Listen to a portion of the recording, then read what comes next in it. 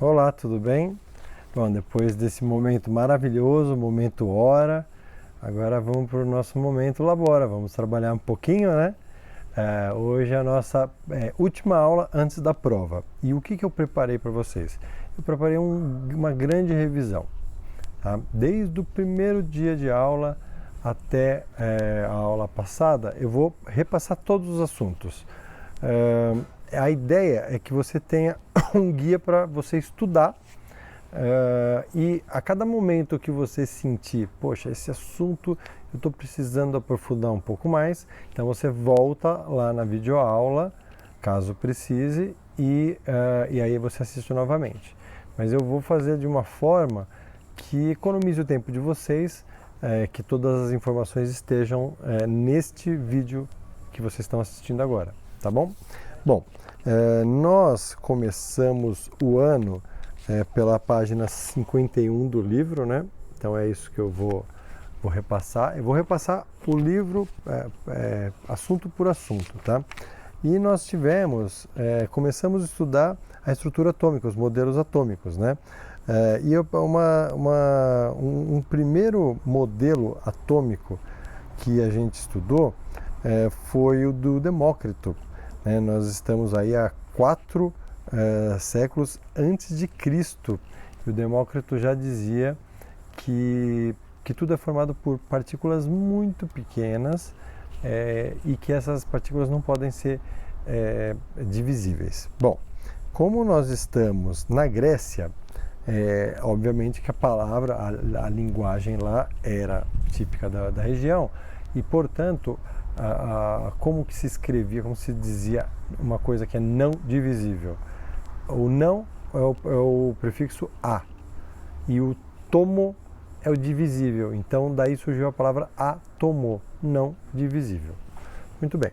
Só que eu já comentei com vocês em aula, as questões da ciência muitas vezes elas são discutidas e elas têm uma certa influência da política, né? E nós tínhamos correntes políticas muito fortes na Grécia, etc., né? E então vieram outros modelos atômicos nesse meio tempo, né? Por exemplo, aquele que tudo é formado por terra, água, ar e fogo. Esse é muito interessante também, porque é mais ou menos como se a gente tivesse retrocedido cientificamente, né?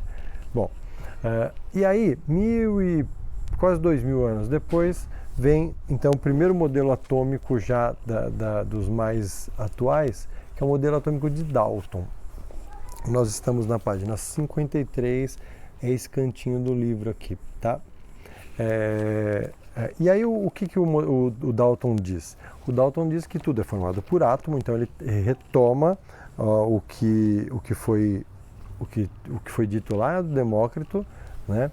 Ele retoma dizendo, então, tudo é formado por átomo, né? E essas partículas elas são indivisíveis, átomo, né? Cada átomo, cada elemento na natureza tem um tipo de um átomo específico. Bom, é um resumo, né? Se você quiser mais detalhes, tem os 4 itens do Dalton na página 53, tá?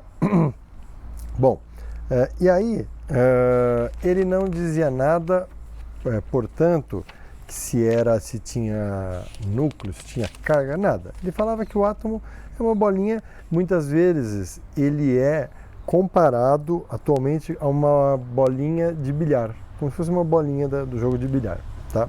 Bom, e aí veio o modelo atômico de Thomson. Vocês se lembram que que eu mostrei para vocês um vídeo, né, com a ampola de Crookes? O que acontece? A partir dessas experiências feitas por Crookes, entre outros, o Thomson conseguiu identificar que dentro dos átomos havia partículas carregadas eletricamente e, mais especificamente, negativamente. Bom, surgia então nesse momento o modelo atômico de Thomson, onde o átomo continuava sendo uma esfera, mas ele era uma esfera positiva, cheio de carguinhas negativas espalhadas por ele, tá? Nesse caso, como que ele descobriu? Ele percebeu pela ampola de Crookes que saía de um dos polos raios elétricos, os raios catódicos. Ele falou, poxa, se está saindo alguma coisa de dentro do átomo, o átomo não é indivisível, porque ele está se dividindo, né? E então surgiu a primeira partícula subatômica, vamos dizer assim, que é o elétron, tá? Bom, e aí veio o modelo de Rutherford. Rutherford, ele fez aquele outro experimento, esse aqui, ó, lembra? Ele pegou uma partícula radioativa aqui dentro, polônio, ele emitiu radiação. Aí o que acontece? A radiação, ela passou pela partícula do ouro, né? Uma parte desviou e uma parte bateu e voltou. E ele então, o Rutherford, ele chegou à conclusão que o átomo tinha esta característica aqui, ó. Esta característica. Tinha um núcleo positivo, uma eletrosfera muito grande, de 10 a 100 mil vezes maior do que o núcleo, tá? É muito, o núcleo, perto da eletrosfera, o núcleo é muitíssimo pequeno, muito mais denso, tem muito mais matéria do que a eletrosfera, que tem os elétrons, né? Então surgia um átomo que tinha muito espaço vazio, né? Na sequência veio o Bohr, que ele aprimorou esse modelo do Rutherford. E, na verdade, todos os cientistas eles estão um aprimorando o modelo do outro, né? Então, quando a gente olha hoje e fala, nossa, mas que modelo atômico bobo esse, né? Olhando pelos olhos de hoje, com toda a tecnologia, talvez a gente subestime, mas todos esses modelos eles fazem parte de um processo de evolução científica, né? Então é importante cada modelo, mesmo que ele esteja faltando alguma parte, mesmo que ele esteja com uma coisa, com um item, com uma afirmação muito errada, né? Mesmo assim, ele tem a sua parte importante, a sua contribuição para a ciência, porque ele serviu para o próximo cientista partir daquele patamar, né? E o Bohr, o que ele estudou? Ele estudou a quantidade de energia que tinha nos elétrons. Onde os elétrons estão? Né? Os elétrons estão aqui fora. O Rutherford não delimitou isso. Ele falou que os elétrons estavam numa eletrosfera, né? O próton no núcleo, e não falou mais nada, né? Então o Bohr ele veio e trouxe a quantificação dessa energia, né? Daí surgiu aquela ideia que nós inclusive fizemos no laboratório, aquelas experiências onde nós colocávamos alguns sais no fogo, né? O que aconteceu mesmo naqueles sais? Quando a gente coloca o sal, algum cobre, por exemplo, cobre não metálico, mas o cobre iônico, os dois são possíveis, né? Mas no nosso caso a gente colocou iônico, sulfato de cobre. Quando a gente colocou ele no fogo, o que aconteceu? Os elétrons saltaram, elétrons da eletrosfera. Como que eles estão? Distribuídos em camadas, em níveis de energia, cada um no seu nível de energia. Quando a gente forneceu energia, no nosso caso, no laboratório, a gente forneceu em forma de calor, o que aconteceu? O elétron saltou de um nível menos energético para um mais energético, só que quando ele foi para esse nível mais energético, ele encontra uma situação pouco amistosa para ele, porque tem muita carga negativa ali, tem muitos outros elétrons que estão repelindo, ali não é o lugar daquele elétron, então ele volta. E quando ele volta, ele emite radiação em forma de luz, emite fótons, tá? Então, a origem da luz é essa.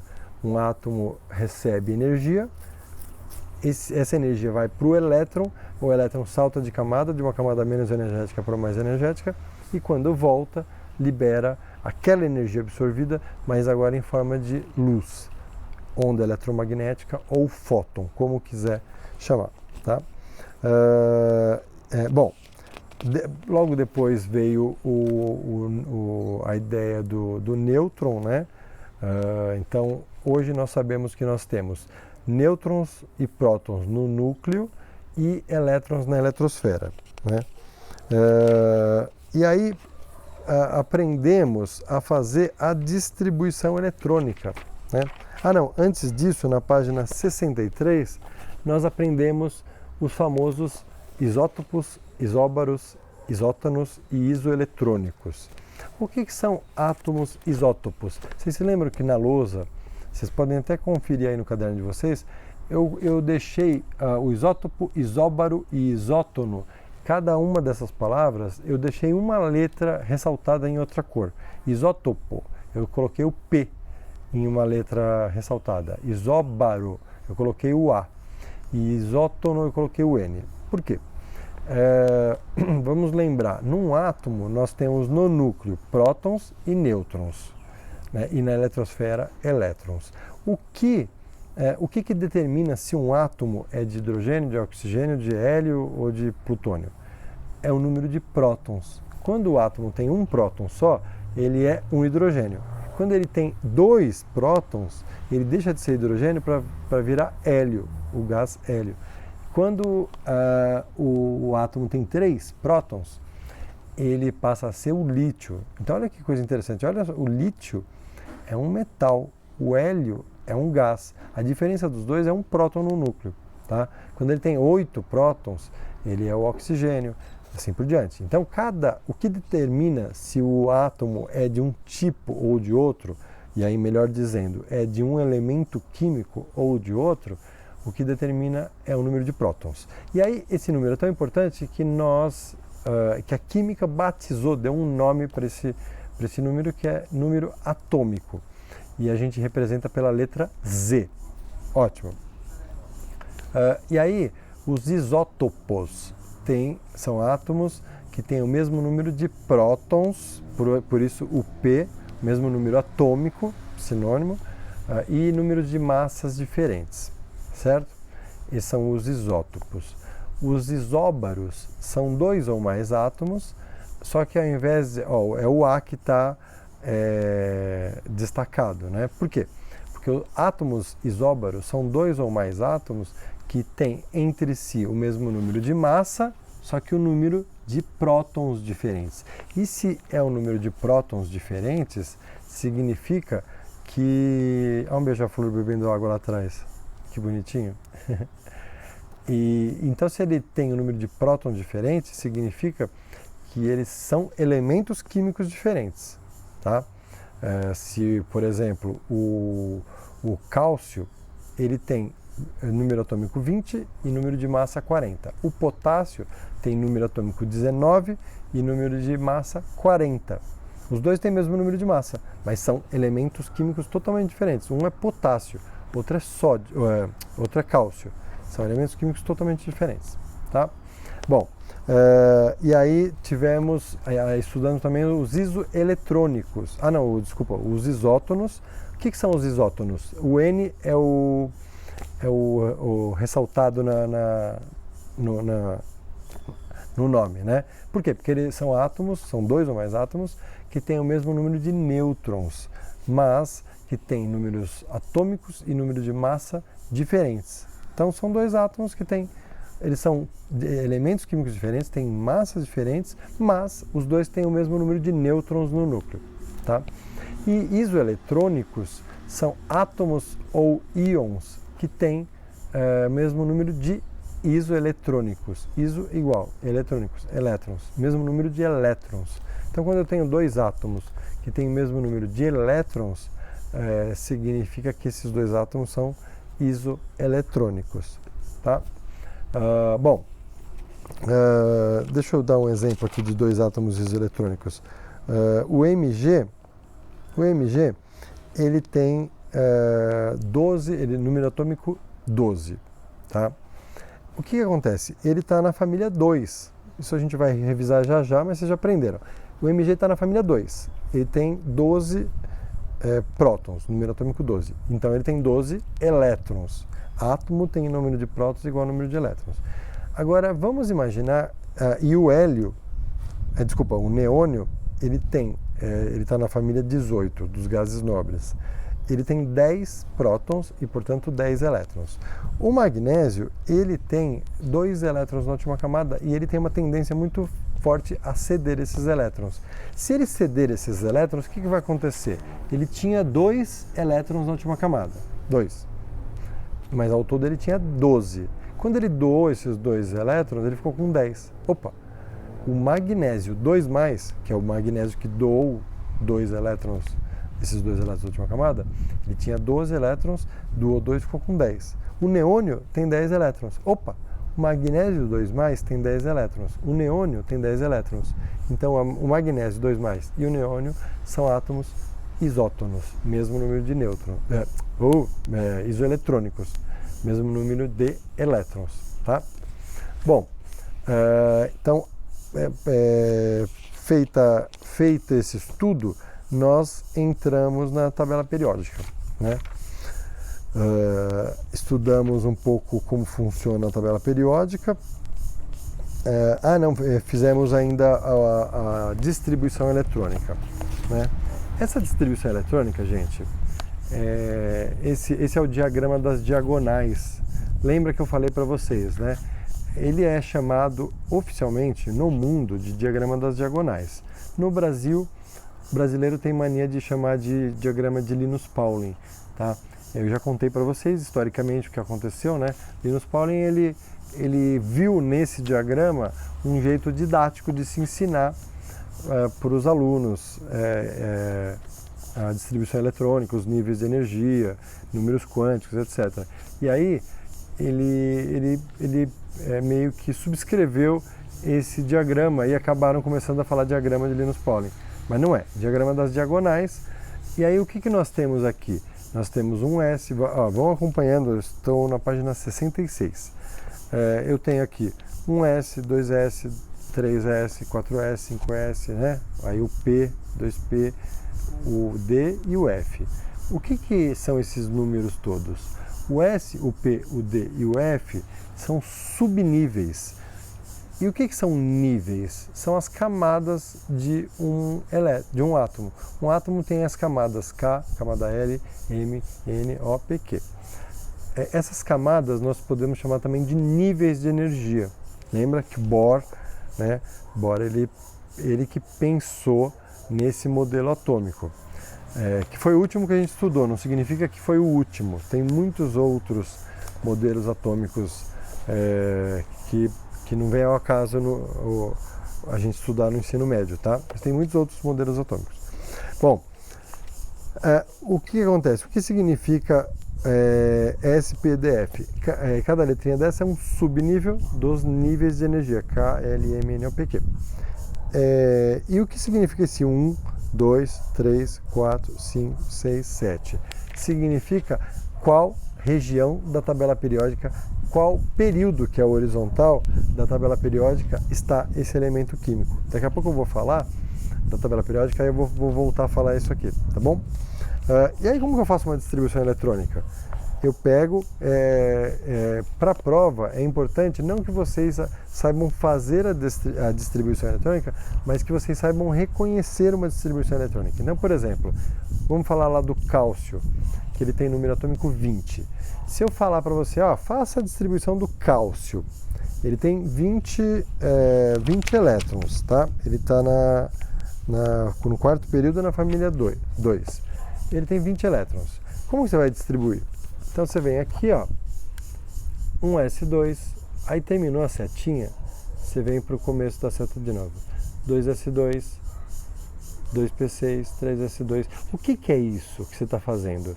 Cada 2 que você põe, um S2, 2S2, cada esse 2 que vai em cima, ou esse 6 que vai em cima, no SPDF, esses numerinhos significam o número de elétrons que está sendo colocado em cada subnível.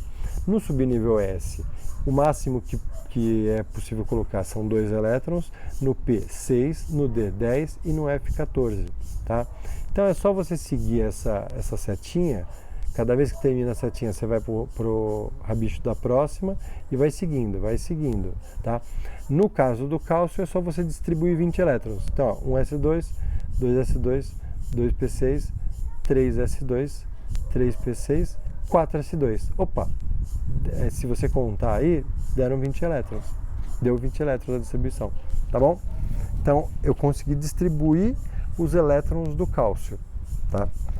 Daqui a pouco eu vou falar da distribuição eletrônica. O que acontece com ela quando eu tenho um cátion? Como que eu faço para distribuir nas camadas? Eu distribuo nos subníveis, né? O que eu faço? Essa distribuição que você está vendo do cálcio, 1s2, 2s2, 2p6, 3s2, 3p6, 4s2, esses números, 1, 2, 2, 3, 3 e o 4 são as camadas. 1 é a camada K. O 2 é a camada L, o 3 é a camada M e o 4 é a camada N, tá? São os elétrons em cada uma das camadas. Então, na camada K, se você contar, tem 2 elétrons. Na camada L, tem 8 elétrons, 2 mais 6. Na camada M, tem 8 elétrons, 2 mais 6. E na camada N, tem 2 elétrons, tá? A gente diz que a última camada é a camada de valência. É a camada onde tem os elétrons mais energéticos, tá? Com mais energia possível. Bom, aí vem a tabela periódica. Tem uma tabela periódica na página 69 do livro, né? Volto a dizer, não me canso de falar, tabela periódica não é uma tabela para ser decorada, tá? Na minha época, quando eu fui estudar, na época dos pais de vocês, dos avós, era impressionante como se pedia para decorar a tabela periódica. Tanto é que se vocês contarem, eu vou fazer prova de tabela periódica, se contar aí para a família, eles vão falar assim, não acredito, você teve que decorar muita coisa, né? O professor passou as frases. Você vai falar, frases? Que frases? Por exemplo, na família 16 tem oxigênio, enxofre, selênio, telúrio e polônio. Teria que decorar isso, né? Antigamente. Então tinha, se você olhar a família 16, ó, oxigênio, enxofre, selênio, telúrio e polônio. Agora tem um novo aqui, né? Mas depois eu falo desse novo. Então, tinha frase, os 7 porquinhos. Tinha frase para decorar elemento químico na tabela periódica. Hoje se faz desnecessário isso. É importante você entender o que você faz para poder consultar uma tabela periódica. Olhando para ela, você sempre vai ter uma tabela periódica na sua mão para consultar, tá bom? Às vezes, os exercícios não dão uma tabela periódica. Quando você vai fazer uma prova, um vestibular, eles dão o dado mesmo. Faça a distribuição eletrônica do cálcio. Tem duas formas de eu te dar as informações. Eu posso falar Z igual a 20, significa que o cálcio tem 20 elétrons, ou eu posso simplesmente falar, toma a tabela periódica. Aí você vai ter que procurar o cálcio, vai ter que procurar o número atômico do cálcio, onde ele está, tá? E aí é importante que, toda a tabela periódica tem aqui esse quadradinho. Acompanhem aí comigo que eu vou ler, tá? Por quê? Porque cada tabela periódica, ela tem um jeitão. Nesse caso, essa aqui está dizendo assim, nesse quadradinho aqui, está escrito símbolo, né? E aí, logo embaixo, o nome embaixo do símbolo, e logo embaixo está dizendo assim, massa atômica, e lá em cima está dizendo número atômico. Então, significa que se você quiser saber, o número atômico do cálcio, quanto que é? O cálcio está aqui, né? O cálcio é 20, tá? O número atômico do cálcio é 20. Por quê? Porque ele está na parte de cima e essa legenda está me falando onde que é, tá bom? Onde que é o número atômico. Então, o cálcio tem 20 elétrons. Como que eu faço essa distribuição? Eu faço lá 1s2, 2s2, 2p6. É isso, né? Eu não preciso saber de cor que o cálcio tem 20 elétrons. Eu sei, por exemplo, que eu sou professor de química, eu uso muito essa informação, mas vocês não precisam saber. vocês vão acabar decorando que o cálcio tem 20 elétrons em todas as camadas e que o cálcio tem 2 elétrons na última camada, porque a gente vê muito isso, mas não é imperativo, não é indispensável, tá? Bom, a tabela periódica, ela é composta de períodos. Ó, o que são os períodos? São esses aqui na horizontal, tá? São, 1, 2, 3, 4, 5, 6, 7 períodos, tá? São 7 períodos que a tabela tem. Você se lembra da distribuição eletrônica? 1s2, 2s2, 2p6, quando você vê, se você olhar, o último é 7. Por quê? Olha que legal. A distribuição eletrônica, quando você faz a distribuição eletrônica, você vai lá distribuindo 1s2, 2s2, 2p6, quando termina a distribuição eletrônica, o número que terminar, por exemplo, 4s2. 4 significa que o elemento químico está no quarto período. 1, 2, 3, 4. Ó, o cálcio tem uma distribuição eletrônica terminando em 4s2. Ó, olha o cálcio aqui, ó. 1, 2, 3, 4. Está no quarto período. Se terminasse em 5p alguma coisa, estaria no quinto período. Em 6, ó, o hidrogênio, a distribuição dele é 1s1. 1 está no primeiro período, tá bom? Então, a tabela periódica tem os períodos na horizontal e na vertical são os grupos ou famílias, tá? Os grupos são 1, 2, 3, 4, 5, 6, 7, 8, 9, 10, 11, 12, até 18, tá? Só que existe, ó, o 1 é esse do hidrogênio, 2, e aí ele vai até o 18. Só que tem características específicas. Por exemplo, o 1, o 2, o 13, o 14, o 15, o 16, 17 e 18 são os elementos representativos, chamados representativos. Esses outros aqui, ó, são de transição, são os metais de transição, os que estão no meio, tá? Os que vão do terceiro ao 12º grupo. E esses de baixo, esses são de transição interna, e esses de baixo são de transição externa, que são os lantanídeos e os actinídeos, tá? Ou os lantanoides, agora numa nomenclatura mais moderna, tá? O que acontece com os grupos? Eles têm alguns nomes específicos. O grupo 1, a família 1, é chamada de família dos metais alcalinos. Já falei da última vez, quando você tem uma pilha alcalina, é porque essa pilha tem um metal lá dentro, alcalino, da família 1. Tá? Família 2, os metais alcalino-terrosos. Aí pula para a família 13, família do boro. Por que a família do boro? Porque não tem um nome específico, e aí o primeiro elemento químico da tabela periódica é o boro. Tá? O grupo 14, a família 14, é o grupo do carbono, mesma história, não tem uma família específica. Tá? Eu achava muito bonitinha a frase do grupo 14, que é: comi siri gelado sem problema. Olhem lá na família 14, é carbono, silício, germânio, estanho e chumbo. Né? Comi siri gelado sem problema. Tinha umas frases bonitinhas para a gente decorar esses elementos, mas não é necessário hoje em dia. Isso é o grupo 14. O grupo 15 é o grupo que o primeiro elemento químico é o nitrogênio, por isso, grupo do nitrogênio. Aí vem o grupo 16, que tem um nome específico, que são os calcogênios. Raramente você vê o nome como chalcogênio, tá? Mas normalmente é calcogênio. No grupo 17, que é a penúltima família, são os halogênios, e por último, o grupo 18, os gases nobres. Tá? O que acontece? Se você olhar a distribuição eletrônica, se você fizer a distribuição eletrônica, esses aqui, ó, vão terminar em S, esses em P, esses em D e esses em F. Tá? Se você estiver fazendo a distribuição eletrônica. Esse termina em S1, todos os elementos aqui terminam em S1, tá? Então, por exemplo, e o segundo em S2. Então lembra, o cálcio termina em 4S2, 1, 2, 3, 4, 4S2, ele está aqui o cálcio, certo? Você vê que não tem nenhum nome, mas eu sei que ele está aqui, porque porque termina em 4s2 a distribuição eletrônica que a gente fez, tá? Então S1, S2, aí P1, P2, P3, P4, P5 e P6, tá? P1, P2, P3, P4, P5 e P6.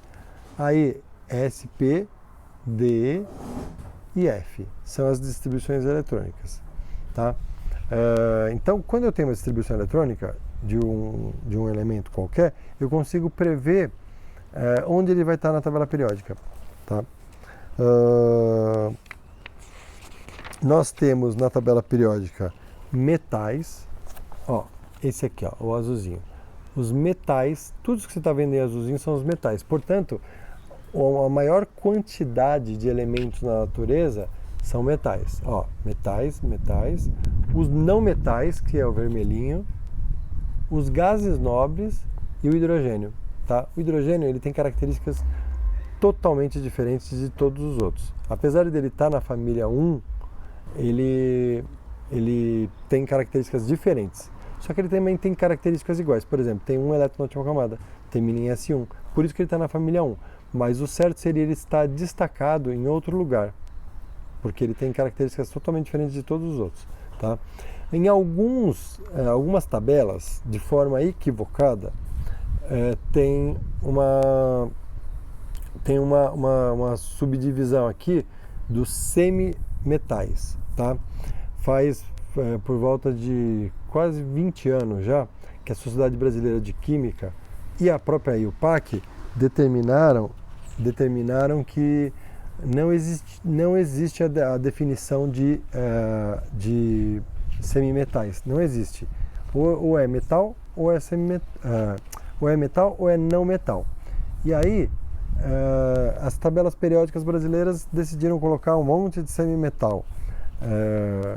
Não existe isso, tá? Ou é metal ou é não metal. E aí os metais têm aquelas características que eu já falei, né? Conduzem bem calor, conduzem bem eletricidade, tem um brilho característico quando você dá uma polida, o metal tem um brilho característico, né? Os metais, eles são maleáveis e eles têm são dúcteis, maleáveis. Eu consigo fazer uma chapa, por exemplo, uma chapa de papel alumínio, né? E aí eu dobro e não quebra. E são dúcteis porque eu consigo fazer um fio com ele, certo? Os ametais, eles são o oposto de tudo isso. Os metais conduzem bem a eletricidade, conduzem bem calor, os ametais conduzem mal, via de regra, tá? O carbono é uma exceção, ele conduz bem o calor. Mas só isso, ele não é dúctil, não é nada disso, tá? Os gases nobres,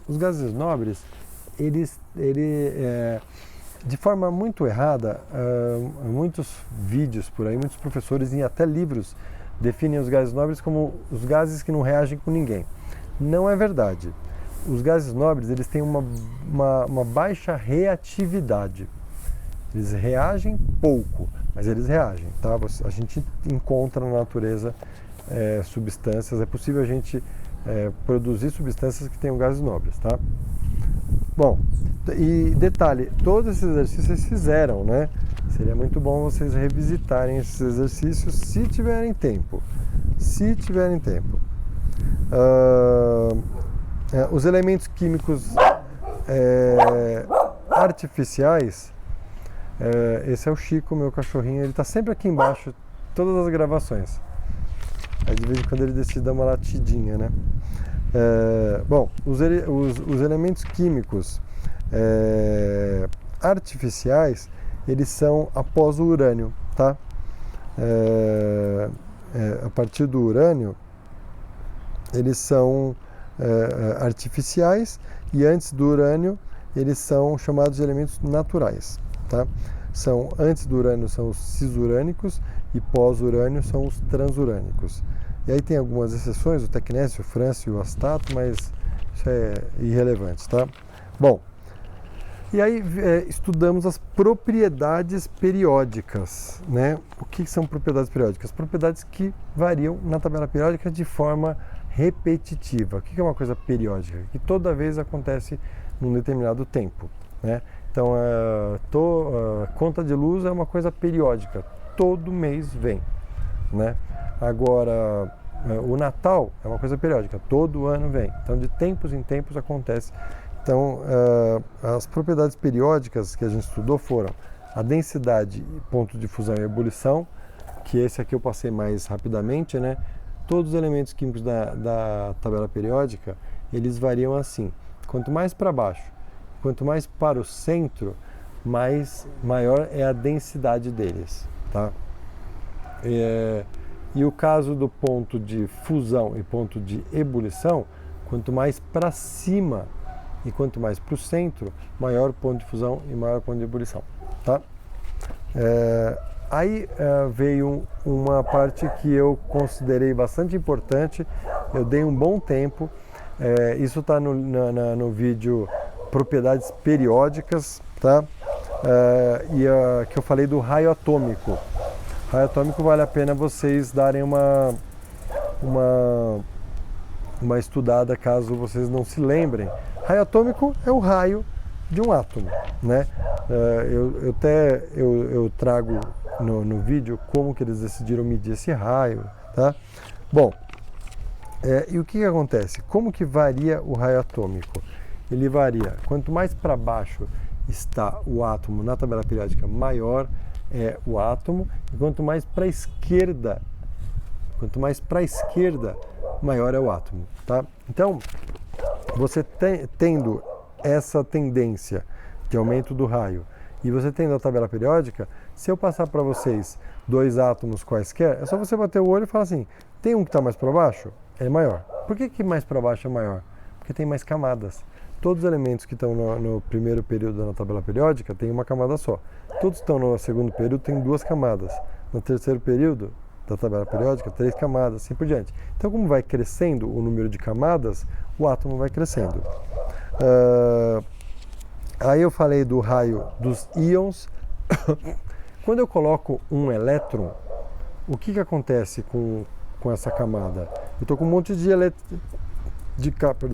com um monte de carga negativa aqui. Aí vou lá e coloco uma carga negativa aqui. O que acontece?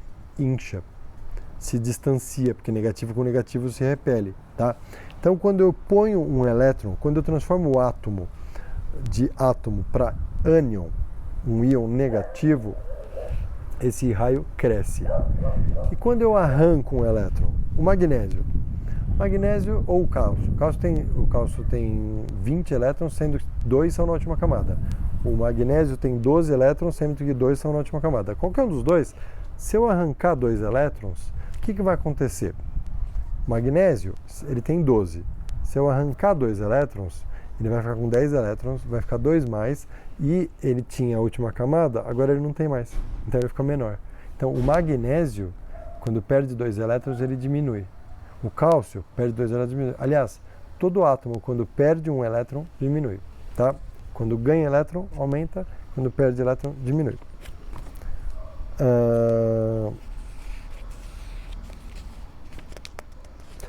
Aí veio a energia de ionização. Na página 77, energia de ionização. O que é energia de ionização? É a energia necessária para você arrancar um elétron de um átomo no estado gasoso. Essa é a definição, tá? É você arrancar um elétron do átomo. É energia necessária. E aí, como que a gente pode pensar como varia isso? É só você pensar quanto está atraído essa eletrosfera em relação ao núcleo. Quanto menor é o átomo, mais está atraído. Então, tem uma interferência direta tem uma interferência direta do número da energia de ionização com o tamanho do átomo. É uma interferência direta. Se vocês quiserem uma explicação detalhada sobre isso, vai lá no vídeo de propriedades periódicas que eu detalho, tá? Bom, e como que varia a energia de ionização? Aqui, ó, da esquerda para a direita. Quanto mais para a direita tiver o átomo na tabela, mais ele vai estar mais difícil vai ser de arrancar um elétron, e de baixo para cima, tá? Bom, falei da energia de ionização, falei de sucessivas ionizações, o que acontece, está na página 78.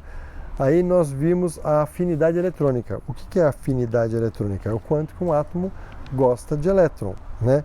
E a gente viu que é praticamente a mesma coisa, ó. Essa é a energia de ionização. Essa aqui é a afinidade eletrônica. Se você olhar, os dois têm as mesmas setinhas. Os dois, acompanha aí comigo no livro, página 78. Tanto a energia de ionização como a afinidade eletrônica, os dois variam da esquerda para a direita, de baixo para cima. Né? Por quê? Se é mais difícil arrancar um elétron, é porque ele gosta mais de elétron. Simples, né? A única diferença é que o caso dos gases nobres, eles não gostam de elétrons, eles não querem mais elétrons. Os que eles têm, eles querem muito, eles não deixam tirar os elétrons. Por isso a energia de ionização é alta. Mas eles não querem mais elétrons. Então, por isso que nessa tabela ele está em branco, tá? Aí veio a eletronegatividade, que eu falei para vocês que é a mais importante de todas, né? A eletronegatividade é o quanto que um átomo gosta de elétron, atrai elétron para si, gosta, a gente usa, é um termo carinhoso que a gente usa, mas lembrando que átomo não tem sentimento, então átomo não gosta de elétron, né? Óbvio. Mas eletronegatividade, ela varia dessa forma aqui também, ó, da esquerda para a direita, de baixo para cima, tirando os gases nobres. O que é eletronegatividade? É o quanto que um átomo gosta de elétron quando está fazendo uma ligação química. E isso é muito importante. Por que é muito importante? Porque foi a base daquilo que eu usei para falar um pouco com vocês sobre a questão do vírus, né? Como que o álcool 70% ou como que o detergente, sabão, produtos de limpeza, eles matam o vírus, né? E como que ele mata? Por exemplo, o corona, mas não só o corona, né?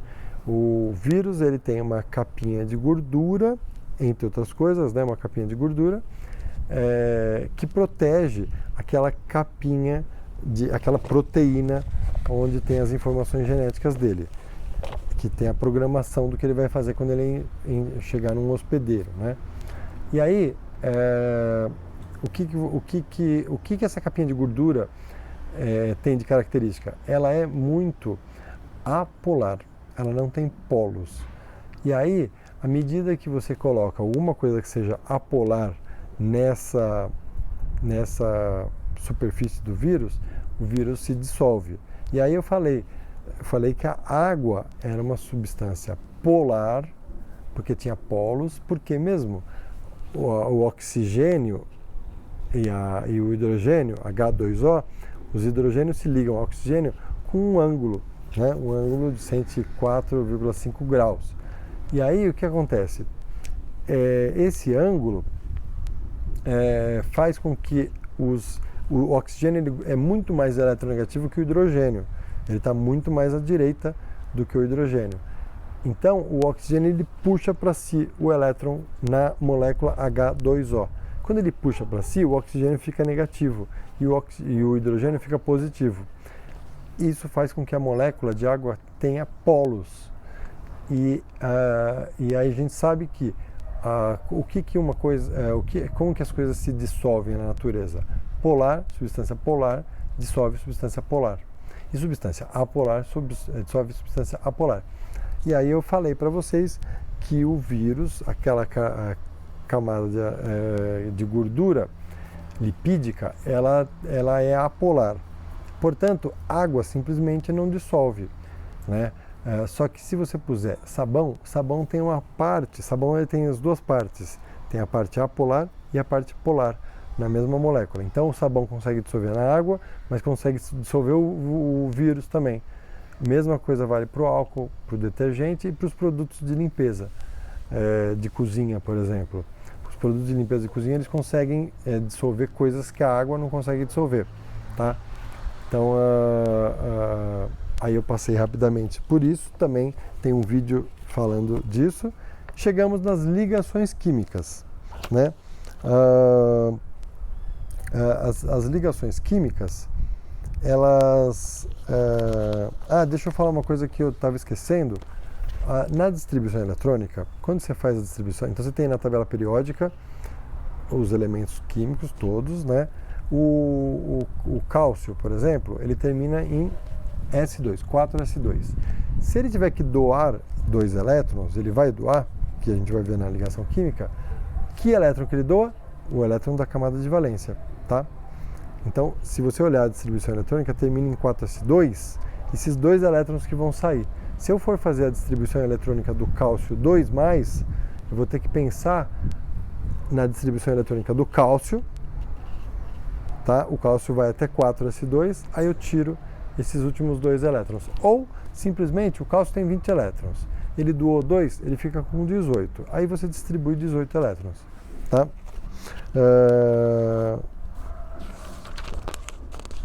Bom, e aí vamos para as ligações. As ligações químicas. Eu estava falando para vocês que eu falei da regra do octeto, que é uma regra muito falha. Não são todos os elementos químicos que estão sujeitos a essa regra do octeto, mas que para nós aqui no ensino médio é absolutamente perfeito a gente usar a regra do octeto, tá? O que diz a regra do octeto? Que os átomos têm a tendência de ficar com 8 elétrons na última camada. Se você analisar os gases nobres, com exceção do hélio, que tem 2 elétrons na última camada, que são os 2 únicos elétrons que ele tem, todos os outros têm 8 elétrons na última camada e são estáveis. Eles não querem reagir. Eles até reagem, mas eles não querem reagir. A princípio eles não reagem, eles ficam sempre sozinhos, tá? Todos os outros átomos na natureza não têm essa última camada completa. E aí o que acontece? Eles buscam, a partir de ligações, de se relacionarem com outros átomos, essa completude. Ah, que bonito, que romântico. Eles se completam, né? Então, pega, por exemplo, o magnésio de novo, que eu estou falando. O magnésio, ele tem 2 elétrons na última camada. E ele quer muito doar esses 2 elétrons na última camada. O oxigênio, ele tem 6 elétrons na última camada e ele é louco para receber 2 elétrons. Para quê? Para ficar com 8. Então, o magnésio doa 2, o oxigênio recebe 2. O magnésio fica 2+, o oxigênio fica 2-, tá? E a fórmula final fica MgO, por exemplo, tá? Então, isso foi só agora eu vou passar uma ligação por ligação.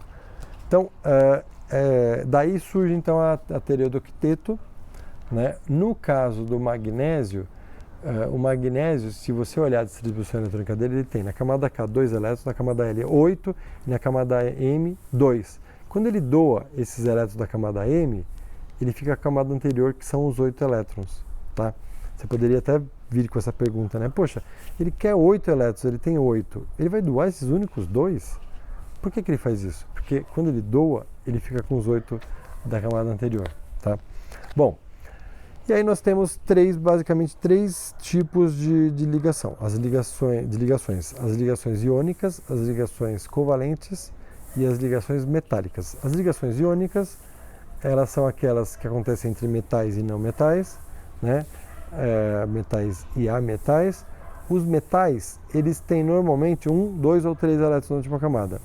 E os ametais têm normalmente 4, 5, 6 ou 7 elétrons na última camada. E aí, o que acontece? Exatamente esse exemplo que eu dei do magnésio acontece com tantos outros, um átomo doando e outro átomo recebendo, tá? É muito importante você lembrar como que você faz a fórmula. O caso do Mg e do O. Quantos Mgs eu usei para se ligar com O? Um Mg e um O, né? Então a fórmula final fica MgO. No caso do sódio com oxigênio. O sódio está na família 1, então ele tem 1 elétron na última camada. Eu não preciso nem fazer a distribuição eletrônica. O sódio está na família 1, tem 1 na última camada. O cálcio está na família 2, tem 2 na última camada. Não precisa ficar pensando em quantos elétrons tem que fazer a distribuição eletrônica inteira, tá? E aí, o sódio ele tem 1 elétron, o oxigênio tem 6. O sódio doou 1 elétron para o oxigênio, o sódio ficou feliz. Porque quando ele doou esse elétron, a camada anterior dele tinha 8, ele ficou feliz. Mas o oxigênio que tinha 6 ficou com 7. O que acontece? Então a gente pega mais um sódio, esse sódio vai doar esse elétron para o oxigênio que já está com 7. Aí ele doa, ficou com 8. Quantos sódios nós usamos? 1, 2. Quantos oxigênios? 1. Então qual é a fórmula final? Na2, que são 2 sódios, O. Esse doisinho, ele indica o número de átomos participando da ligação, ou o número de íons, melhor dizendo, tá? Bom, o que mais que eu falei da ligação? A ligação iônica, então, um dá, o outro recebe. Existem as cargas, e isso faz com que as cargas fazem com que as partículas fiquem juntas. Aí vem as ligações covalentes. Olha só, os ametais têm 1 ou 2 ou 3 elétrons na última camada. Os metais têm 1 ou 2 ou 3 elétrons na última camada. Os ametais, 4, 5, 6 ou 7 elétrons na última camada. E aí, ametal com metal se ligam, ótimo. E quando nós temos ametal com ametal? Os dois têm 4, 5, 6 ou 7 elétrons na última camada. Como que vai fazer? Por exemplo, o flúor. Os dois têm 7 na última camada. Quem que vai doar elétron para quem? Lembrando que nós não estamos falando, volto a dizer, nós não estamos falando de seres que pensam, nós estamos falando de seres, de átomos, né? Então não é que eles querem doar, porque eles ficaram com vontade de doar, é porque átomos têm mais ou menos eletronegatividade, atração nos elétrons, e essa atração tem a ver com o núcleo, com a eletrosfera, etc. Tá? Então não é porque o átomo sentiu vontade de doar elétron. E no caso do flúor, flúor com flúor, cloro com cloro, que eles têm 7 elétrons na última camada, qual gosta mais de elétron? Flúor ou flúor? Os dois gostam da mesma quantidade. Então não vai haver uma doação de elétron de um para o outro, vai haver um compartilhamento. E como se dá esse compartilhamento?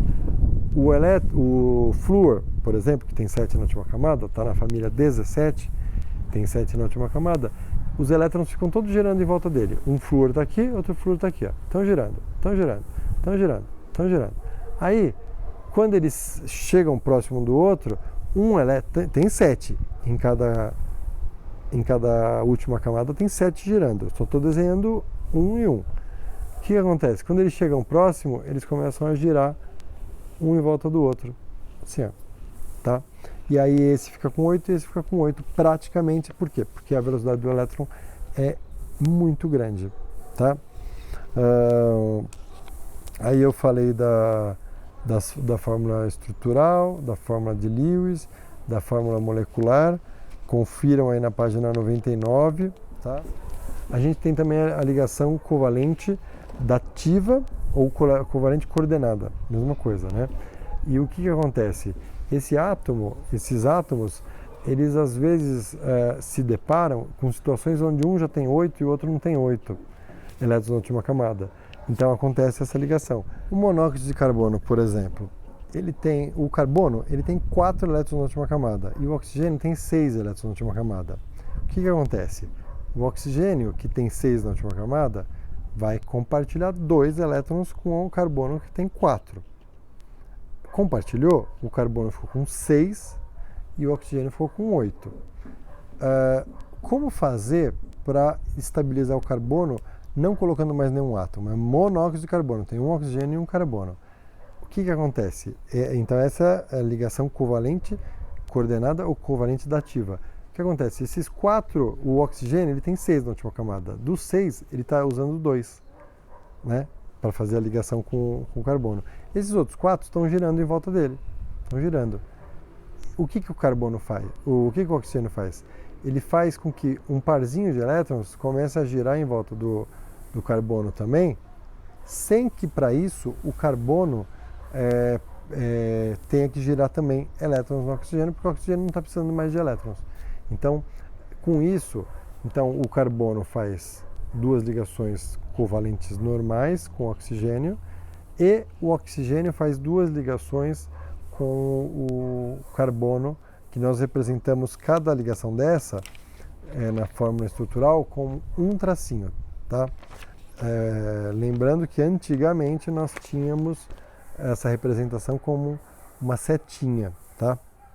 Bom, se tiver dúvida, vai na ligação, tem o vídeo ligações iônicas, o vídeo ligações covalentes e o ligações metálicas, que foi esse último agora que a gente viu, né?